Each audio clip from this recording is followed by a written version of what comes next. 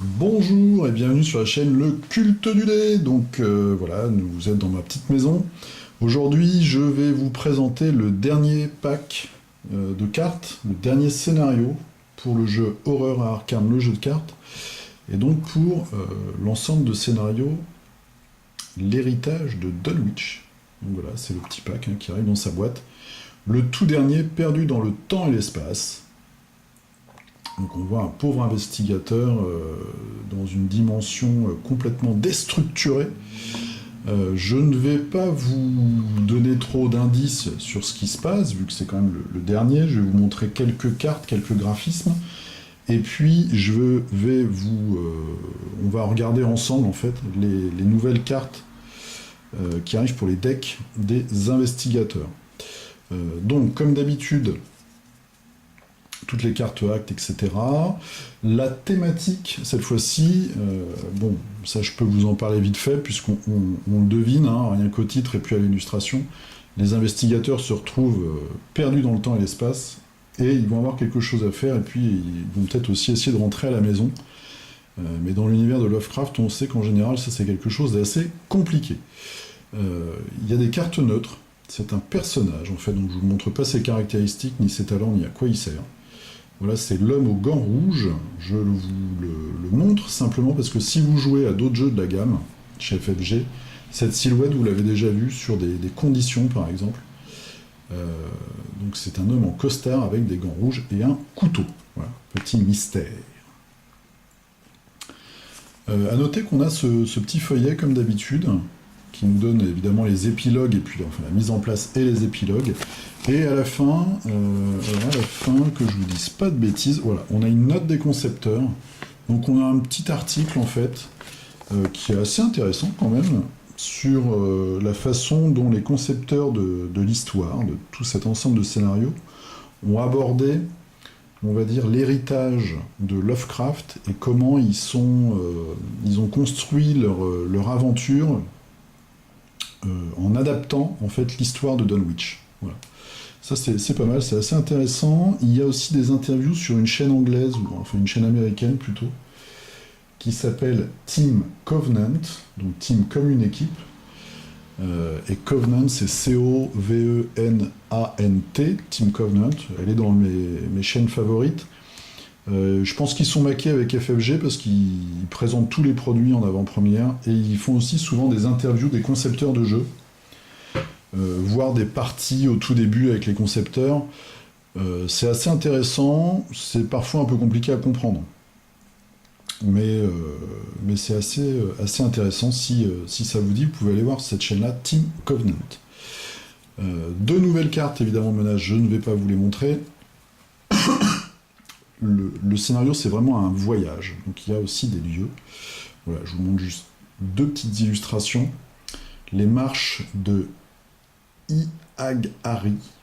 Ça ressemble un petit peu, ça ressemble beaucoup même. Il y a un peintre comme ça, un dessinateur, qui fait beaucoup de lieux avec des escaliers qui tournent les uns autour des autres, qui se mordent la queue. Une sorte d'architecture impossible comme ça. Et réalité disloquée. Voilà, donc il y a des lieux qui vont apparaître au fur et à mesure. Et puis il y a aussi évidemment d'autres mauvaises rencontres, des événements, etc. etc. Vous voyez, je vous montre un petit peu pour la qualité graphique qui est toujours au rendez-vous avec ce jeu. Moi, c'est vraiment ce qui me fait craquer pour ce jeu. Maintenant, les cartes. Alors, pour les survivants, 4 cartes, deux paires, on va dire. Ce sont des cartes à expérience, essayer et réessayer.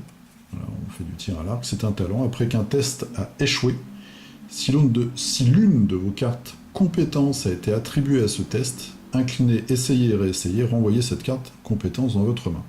Voilà, ça permet de... Ça coûte 2, c'est pas mal, c'est vraiment une carte super ça. Ça permet de garder des cartes très très utiles pour les tests. Un upgrade d'une alliée, donc Akina.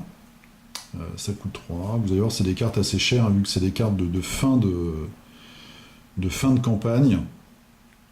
Voilà, quand un ennemi vous attaque, inclinez Akina et infligez-lui une horreur. Au lieu de subir les dégâts de cet ennemi, infligez-les à n'importe quel ennemi dans votre lieu. Donc on va avoir des cartes comme ça qui sont pour certaines nouvelles, mais il y a pas mal d'upgrades en fait. Donc voilà, pour nos amis lanceurs de sorts, deux sorts qu'on connaît déjà. Donc sort de protection, vous voyez, il coûte 5. Rapide, à jouer quand vous piochez une carte rencontre non faiblesse, annulez tous les effets de cette carte et défaussez-la, ensuite subissez une horreur. Utile avec certains personnages qui sont de plus en plus puissants quand ils ont subi des horreurs. Et puis une nouvelle version de flétrissement encore plus puissante, donc là elle coûte 5 points d'expérience. Voilà, 4 charges, dépenser une charge, combattre. Cette attaque utilise la volonté au lieu de la force physique, vous gagnez plus 3 en volonté et plus 2 aux dégâts. Et puis si on a un jeton spécial qui sort, on se prend 2 horreurs. Voilà. Pour mes petits préférés, les truands, la montre à gousset en or, donc encore une carte à expérience, c'est une relique, c'est exceptionnel. Quand une phase débute, retirez de la partie la montre gousset et sautez cette phase, carrément. Après la fin d'une phase, retirez de la partie la montre et répétez cette phase. Voilà, donc c'est vraiment un objet, pour le coup, vraiment hyper puissant et très rare, on peut dire. On le retire de la partie, donc pour moi ça veut dire qu'on l'achète, on l'utilise une fois et après il retourne dans la boîte. Je pense. Dites-moi si c'est... il faudrait que je relise en fait les règles. Retirer de la partie, pour moi c'est ça. Est-ce que c'est retirer du scénario? Je sais pas. Et puis alors l'arme ultime, la Thompson, la sulfateuse. Coûte 4 d'expérience et coûte 5 de ressources. Elle a 4 munitions, dépenser une munition, combattre. Vous avez... Alors, est-ce que c'est bien net? Vous avez le droit de dépenser n'importe quel nombre d'actions supplémentaires quand vous effectuez cette attaque. Vous gagnez plus 2 pour chaque action dépensée, incluant le coût de cette capacité. Donc on a déjà plus 2 de base, et après, à chaque fois qu'on dépense des actions qui nous restent, on gagne plus 2. Donc c'est vraiment pour réussir son coup, et on inflige 2 dégâts de plus. Voilà. On tire une énorme rafale à la Thompson. Pour nos amis, moi je confonds les noms à chaque fois, les chercheurs, je crois. Un nouvel allié, le docteur William T. Malson, pendant que le soleil se couche en plein jour chez moi. Carte qui n'est pas expérience, ça coûte 1. Un allié de Miskatonic. Alors, quand vous piochez une carte rencontre, on incline le docteur et on place un indice sur son lieu.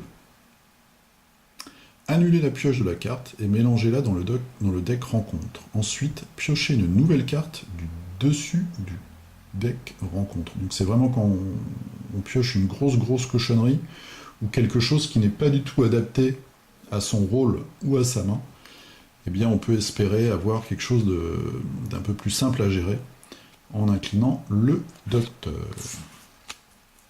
Celle-ci qui a une illustration très chouette, je trouve. Décrypter la réalité. On voit un homme, ou une femme d'ailleurs, on ne sait pas trop, qui en fait se révèle être un monstre. Alors, gros coup en expérience, 5, elle coûte 4. Enquêter. La difficulté de ce test de compétence est égale à la valeur occulte la plus élevée parmi les lieux révélés en jeu. Donc on prend vraiment le jet le plus difficile de tout ce qui est révélé. En cas de réussite, on découvre un indice de chaque lieu révélé en jeu. Voilà. Donc un test très difficile, mais d'une très bonne rentabilité. Plus il est difficile, plus il est rentable. Et enfin, alors, les gardiens, eux, ils ont 6 cartes. C'est un peu les chouchous de ce pack. Tueur de monstres. Donc on voit qu'on a maille à partir, on est mal barré là quand même, avec beaucoup de tentacules. Pareil, un gros coup, 5 points d'expérience. Après, ça coûte que 1. Donc, combattre. Si cette attaque est réussie contre un ennemi non élite, l'ennemi est vaincu. Voilà. C'est l'histoire de faire un one-shot sur un ennemi non élite. Upgrade du coup vicieux. Ça coûte 2. Si ce test de compétence est réussi pendant une attaque, cette attaque inflige plus 1 point de dégâts, plus 2 à la place en cas de réussite avec une différence de 2. Voilà. Bon. Je me souviens plus exactement d'ailleurs de la carte de base. Je crois qu'on met plus un, comme ça. Et enfin, alors, l'arme ultime. On a vu la Thompson, maintenant on a le fusil à éclair. Alors il coûte 6. La Thompson, elle nous prend les deux mains aussi, je crois. Ouais, elle prenait les deux mains. Et celle-là aussi. Donc fusil à éclair, 5 points d'expérience, 6 ressources. Un fusil très très étrange. Je me souviens pas de ça, moi, dans l'univers de Lovecraft. Si vous, ça vous dit quelque chose, n'hésitez pas à mettre le roman ou la nouvelle dont ça sort. 3 munitions. Alors, on gagne plus 5 en combat. Et on fait 2 dégâts en plus. Donc c'est très très cher. Mais ça fait potentiellement déjà 3 dégâts. Et puis, on a plus 5. Donc là, on est à peu près sûr de réussir.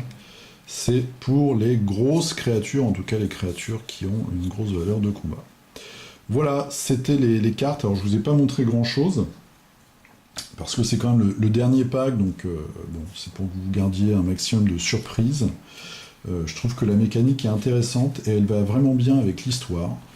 C'est-à-dire que vous êtes perdu et vous cherchez votre chemin voilà, dans un monde qui vous est complètement étranger. Donc ce pack termine la campagne L'héritage de Dunwich et on a déjà la prochaine qui arrive sur le roi en jaune. Bon, je vais voir.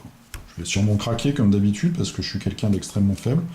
Mais comme je l'ai dit il y a une ou deux vidéos, c'est un jeu qui est quand même très onéreux. Hein. Pour faire une campagne en entier, ça vous revient entre cette boîte-là et puis tous les packs qui sortent après, à peu près à 110, 115 euros.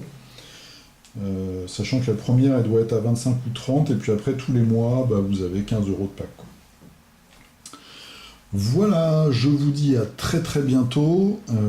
J'ai reçu Massive Darkness, donc je vais vous faire un retour, puisque mon ami Steph sur sa chaîne L'état des jeux vous fait les unboxings détaillés. Moi je vous ferai juste un retour assez étrange peut-être. Et après le figurinistique qui arrive en ce moment, je peins des briques. Je vais vous montrer vite fait. Voilà.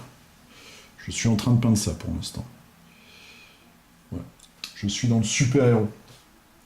Je vous dis à très bientôt, je vous souhaite une bonne journée, jouez bien, prenez bien soin de vous.